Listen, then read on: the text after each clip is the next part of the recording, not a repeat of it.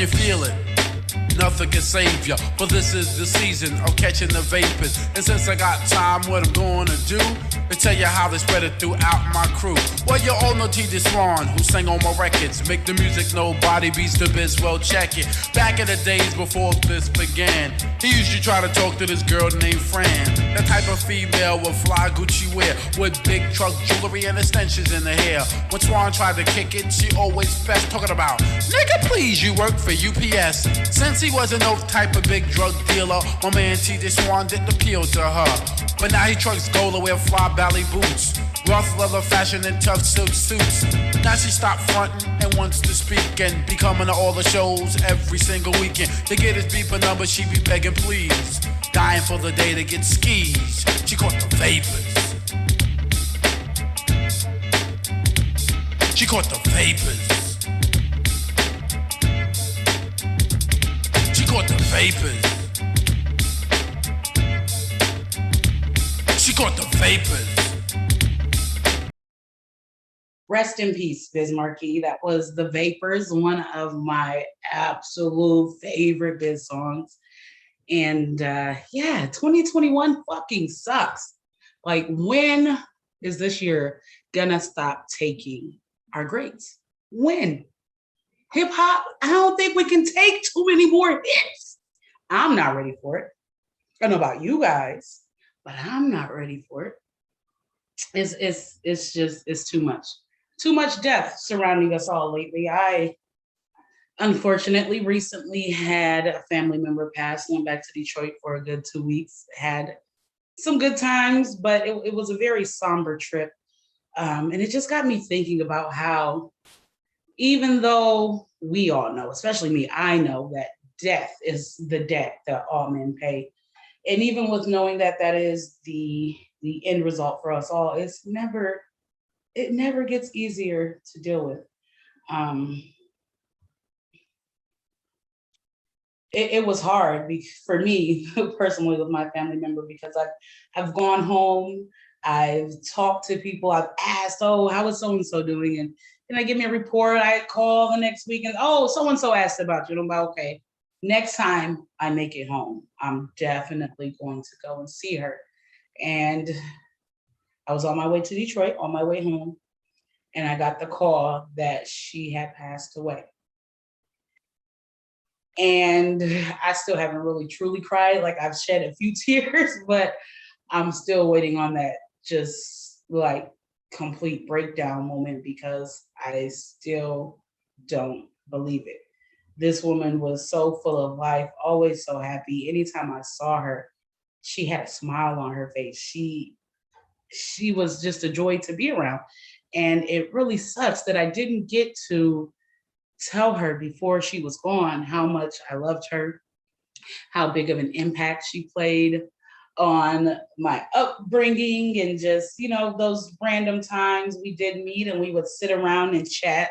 She gave me so much wisdom. And again, it was always happy times when we were around Hazel. So rest in peace also to you, Hazel. I love you. And it makes me want to come on here today and just give people their roses while they're here. Tell them that you love them. Tell them that you care. Tell them that they have had an impact in your life, no matter how insignificant it may seem to them. Make sure that they know that they were there. They were helpful. They looked out for you in a way that they probably didn't even think they were there. That means a lot. That means a whole lot, because the last thing that you want to do is grow old with regrets. I know that's one of the things my grandfather told me the first time, I saw him after, we found out she had passed away, is, he said now he had a lot of regrets looking back now and thinking about the way things played out the last few years. He regretted a lot and felt like he could do more. So if you have a chance to be there for someone, to show someone you love them, tell someone you love them, tell them they care, make sure they know. Make sure they know, because you don't want to live life with regrets. You don't want to be towards the end of life with regrets, because the older we get, the harder it becomes to go back and make things right, or put back together those bridges we possibly burned. And don't get me wrong, some bridges, keep them bitches burnt, okay? Some bridges deserve to be burned to the fucking ground. But if you burnt a bridge and you have a regret about that big bridge being burnt, then definitely don't wait until it's too late to say something. Don't wait until it's too late to make things right. Don't wait until it's too late to let people know that they are loved. Give them their roses now. In the meantime, in between time, this is Nabor here with Awkward Menage Podcast. My hair is a little, this little blonde thing. I don't know what I'm trying to do. But right now, with this yellow shit, I think the proper name to go by is Golden Lord Queen Nabor. Like I couldn't. I sat there like for a good hour after I took the bleach out my hair, just like it kind of looks like a sponge. But there's another reference here that hits the nail on the head. And the Golden Lords from Meteor Man. That's what this hair reminds me of. So I don't mind. You know, I'll be a Golden Lord all day, every day for the next week until this shit gets taken care of. But yeah, it's been a wild time, a wild last few months, just a wild, just fucking year, yo. Since this last election, Trump versus Biden, Black people showed out. Y'all showed the fuck out. I can't even include myself because I didn't vote. I don't give a fuck. Okay, lesser of two evils. I don't vote for any evil. If you're evil, I'm not gonna vote for you. I don't give a fuck. I don't care. But I will applaud all of you awesome Black people that showed up to the polls and turned out, because as you know, you saw, as our governments can clearly see, when Black people show up and unify for a cause, we make some goddamn change. We make a difference. And I feel like that's why right now there's so much push to restrict our vote. We have several states that are pushing to expand the vote, while so far I believe 18 states, including the state I'm in now, Texas, have voted to restrict our votes, restrict mail-in ballots, restrict what's legal at the polls, what you can do, what you can't do, what you need, what you don't need. Yeah, they're trying to take our right to vote away from us at a very, very big rate, because they don't want what happened in the 2020 election to happen again. So with that being said, clearly that election wasn't supposed to go the way it went. Clearly, us Black folk unified, it made something happen. My question is, how do we pick and choose which causes we will stand together behind and which causes we don't? How do we choose it? Because while we got Biden in office, yay, no more Trump, hooray. Okay, that's federal level. Let's look at the state level. Let's just use Texas, for example. Okay, I'm in Texas. Texas has restricted voting rights. Texas has also recently, this past Friday, voted to do away with critical race theory, meaning it is no longer mandatory to discuss slavery in schools. It's no longer mandatory to discuss white supremacy, civil rights, what happens to Black History Month in Texas. I don't think people realize what type of precedent these bills that are being passed will set, because, it's only 18 states right now that's restricting our voting rights. But what happens when it goes to 40, to 50, to all of them? It's only Texas that has done away with critical race theory. But what happens when it's no longer just Texas and it's every state in the United States? What happens then? I feel like right now we need unity across the board more than ever. More than ever, because the way that I see things going, in a few years, our generation, is going to have the same fight again for civil rights that our parents and our grandparents went through. We are going through the same thing. It's like everything. Maybe I'm the only one that's noticed. I don't know. It's like everything is coming full circle. They had an issue, right? They couldn't vote. They were Black. They ain't got no rights. They had to fight for that, right? We had to fight for Black History Month. Our parents and our grandparents, they fought for that. And we are seriously, seriously, seriously dropping the ball because we're letting them get away with it. We don't unify. We don't stand up and be counted for shit, except the vote. My question is, why do we have so many different organizations for Black people, for the Black cause, to make this happen, to make that happen, yet nothing happens?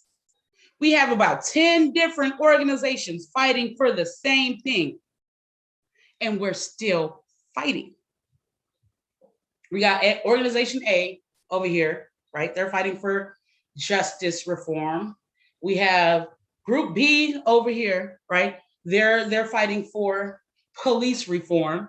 But if we reform the police, we can reform the justice system. I see those two in one. So why aren't these two organizations coming together, pulling together, working together to actually make a bigger impact and a bigger change? It kills me when everyone is talking about unity, unity, unity. We need unity. We need unity. Okay, we all know we need unity. Who is going to be the one to step up and create it?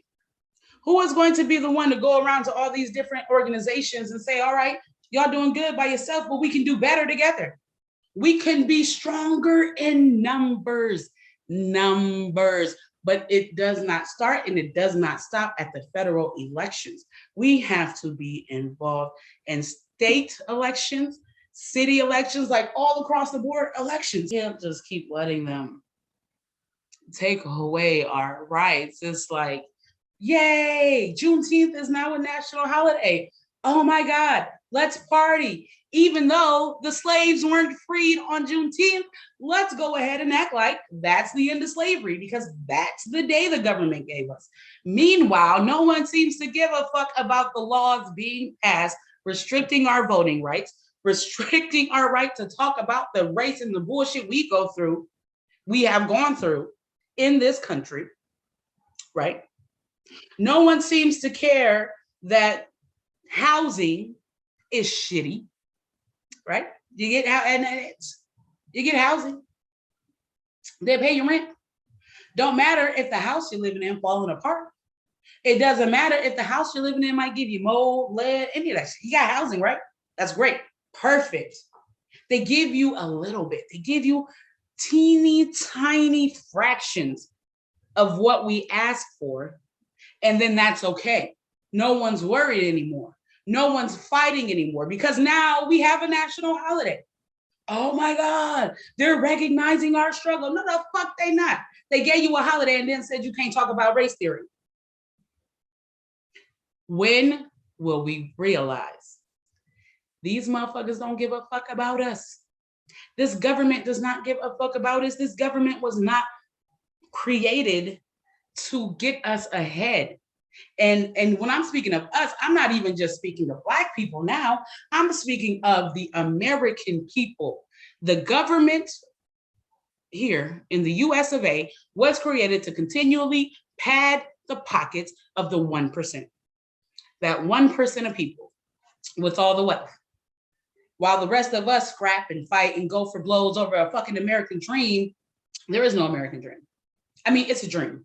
I mean, the American dream is just that. It's a dream. It's not reality. So while you're working towards the American dream, you are missing the American reality. And the American reality is that they don't give a fuck about any of us. If you're not in the 1%, if you're not wealthy, they don't give a fuck about you. They don't care. But we sit here and we keep capping for these fucking politicians and these fucking people because, again, they give us a fraction of what we ask for. We ask for reparations, right? We ask for justice system reform.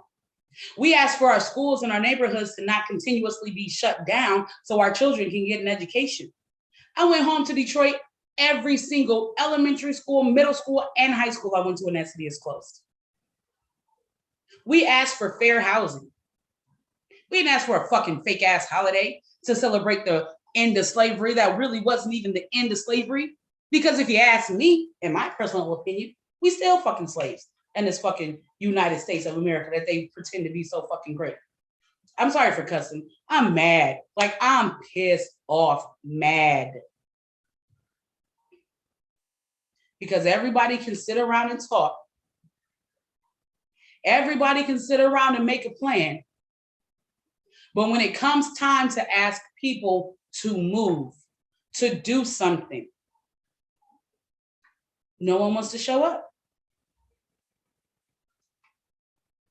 So I'm upset. But I'm still going to cap for all of us. I'm still going to do what I know I can do and what I feel I need to do to try and at least make some fraction of a change. You know, I've given up with the naivete of thinking I can save the fucking world. We can't. This shit is just how it is. And it's gonna get worse because we still got 90% of these motherfuckers in the matrix. 90% of them still walking around blind as fuck. Probably even 99%. Shit, it's probably only 1% of us. Why you got the 5%ers? Fuck that. It's the 1%ers that actually know and actually fucking care about what's going on and actually trying to make a change. Mario Pie, artist from Detroit, he had a shirt that was written. I gotta find out where he got that shirt. But Mario Pie, with for music, he had a shirt on in a picture, and it said, "Be the change you want to see in Detroit." I'm trying to be the change I want to see in my hometown, my home city, Detroit, and I don't even live there anymore. So you can't tell me that you can't stand up and be the change that you want to see in your neighborhood. We all have the means to do it. What's stopping us? What's stopping you? There should be nothing stopping you. Be the change you want to see in the world. Period. Point blank, flat out. And that's all I got to say today for you folks. Golden Lord Nabor out. Peace.